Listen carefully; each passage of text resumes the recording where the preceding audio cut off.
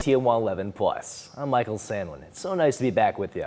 All right, well, we'll get to all of our top stories in just a moment, and we're going to start with one that is about crime. One man is charged with murder after a shooting in West Toledo. Police were called out to Greenway Street off of West Bancroft Street near Ottawa Park after shots were heard in the area. When officers got to the scene around 11:45 last night, they found 42-year-old Brian McCoy shot. He died at the scene. 25-year-old Hassan Diab was arrested at his home and charged with murder. He's currently in the Lucas County Jail. Toledo police say the victim and Diab are related. No word on what led up to the shooting. And there are 31 days left in the race for the White House. Both Vice President Harris and former President Trump were in battleground states yesterday. Today, Trump returns to Butler, Pennsylvania, the site of the assassination attempt against him back in July. Bradley Blackburn is tracking the latest in the race. Vice President Kamala Harris touched down in Washington overnight after a full-day swing through the battleground of Michigan. She made 2 stops in Flint and Detroit, where she promised voters she'll focus on housing. And right now we have a serious housing shortage in America, and that's part of what is driving up costs. And so we're going to cut red tape. We're going to work with the private sector, and we'll build 3 million new homes by the end of my first term. In Georgia, former President Trump attended a briefing on the impact of Hurricane Helene alongside Republican Governor Brian Kemp. It's their first appearance together since 2020. Trump has bashed Kemp for refusing to help overturn the election result in Georgia, but Friday there was nothing but praise. No, we work together. We've always worked together very well. Trump's running mate, Senator J.D. Vance, was also in Georgia, where he surveyed flood damage. Now, attention turns to Butler, Pennsylvania, where former President Trump will hold a rally today at the same outdoor site where he was targeted in an assassination attempt this summer. The Secret Service has expanded the security perimeter, and supporters are ready. We were here last time, and we just found it was very important to be here again. Local authorities anticipate up to 30,000 people could attend the Butler rally. Bradley Blackburn, CBS News, New York. 31 days until Election Day, but there are only 3 left to get registered to vote here in Ohio. The deadline is Monday, October 7th. Early voting begins the next day. Military and overseas absentee voting is already underway.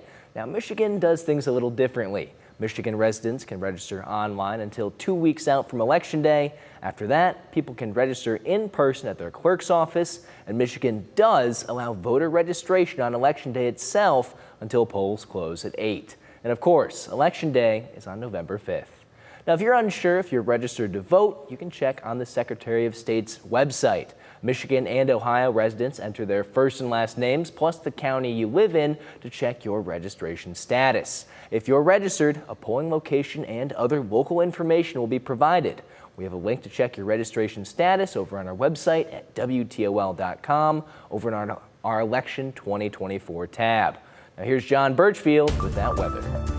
The weekend's going to end with a warm and windy feel. Looking ahead towards that WTOL 11 weather forecast, how about temperatures near 80 degrees in October? It is going to be turning cooler late in the day as a strong fall cold front sweeps on through. And ahead of that front, the wind is going to be gusty. It'll be blowing from the southwest and 30-mile-per-hour wind gusts are possible. But overall, a breezy and warm day for your Sunday. Temperatures have generally been in the low to mid 70s Saturday afternoon. It has been a touch cooler near the lakeshore from Sandusky and Port Clinton up towards Luna Pier and Monroe, and temperatures a bit milder south and west, looking at 77 degrees in Ottawa, 76 in Defiance. High pressure keeping sunshine in the mix and clear skies overnight. And here's the cold front that is expected to bring us some significant changes in the weather. That front is going to pass through dry for us, meaning no rainfall chances even as the front moves on through. But high pressure should keep clear skies around tonight, and those clear skies could provide some with the opportunity to see the northern lights. We've been talking about the best chances arriving late Saturday evening into Saturday night,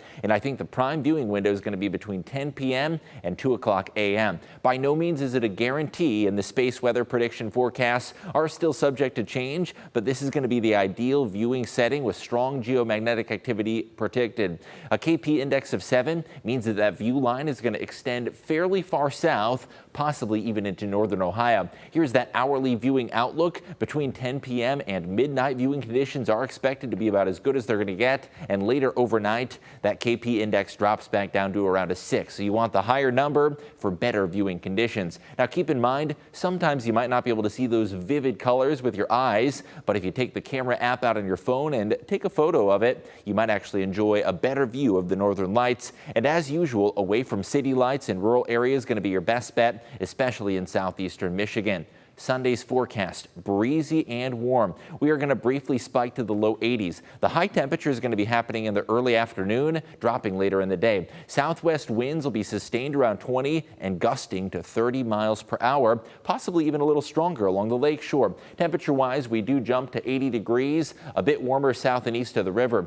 Now look ahead towards Sunday evening, how much cooler it is going to feel. For those Sunday night dinner plans, we're going to be down to the 60s in the metro, still hanging on to the 70s in Tiffin, Upper Sandusky and Findlay, but generally speaking, it is going to be turning sharply cooler late in the day. A taste of fall arrives Monday into Tuesday, and much of the work week is going to bring us some more chilly October weather. Heading out to the pumpkin patch, apple orchard, or corn maze, very mild and summer-like on Sunday, but then that fall feel arrives into the work week with temperatures dropping into the 60s. Mid-60s likely all of next week with a sunny and crisp feel expected, and some more typical October weather is on deck. Look at that change in the weather. A breezy and mild Sunday, temperatures falling back to the 60s Monday. Tuesday and Wednesday are also going to be in the 60s, but those overnight low temperatures, that is where you're going to feel the chilly weather, and those cool mornings are going to be only in the 40s with a much chillier setting out at the bus stop. Overall, it is expected to be a dry outlook as we head towards the middle of October, and much of that 10-day forecast is going to be totally devoid of any rainfall. That brown color indicates below average rainfall, and for much of the lower Great Lakes,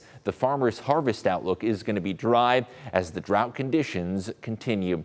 Weather impacts that we are expecting tonight, the opportunity to view the northern lights. Temper your expectations, but it is still a chance, especially in southern Michigan. Warm and windy feel for your Sunday, and we are expecting a cooler and dry setting heading into the work week. Look at all of those crisp autumn days, lots of days in the 60s, and those smaller numbers show you temperatures in the low 40s for overnight lows. We're not expecting widespread frost, but it is a possibility in southern Michigan, Thursday morning especially. Heading towards next weekend, temperatures rebounding to the 70s, and our next chance for showers comes with a cold front Sunday and Monday before we cool off to the 60s by the end of the 10-day. Michael? All right, thanks, John. Well, as you just mentioned, today is a beautiful day for a motorcycle ride, and an even better one to raise money for a good cause. Toledo's first Penny Johnson Toys and Thunder motorcycle run took place today, starting at Toledo Speedway. The run started in Detroit in 2020 in honor of Penny Johnson, who passed away at age 30 from cerebral palsy. Johnson's mom and brother, who are originally from Sylvania, collect toys and raise money for St. Jude, the Special Olympics, and the Children's Hospital of Michigan. We came. We got stuffed animals. I got a bunch of motorcycles together that said, you know, we need to help these children, give them hope because they're our future.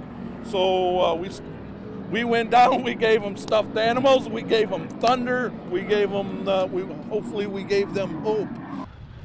To learn more about the organization and how to be involved, visit the links mentioned tab at WTOL.com. And this weekend is also Pumpkin Palooza at Kyle's Produce and Greenhouse in Fulton County.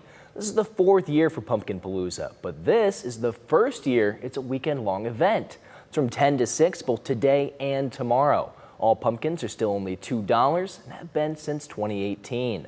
Pumpkin Palooza is family-friendly with games for the kids, food trucks, wagon rides, and a corn maze. Best of all, it's all free to get in. And you can also try your hand at pumpkin bowling. Basically just typical bowling, but we kind of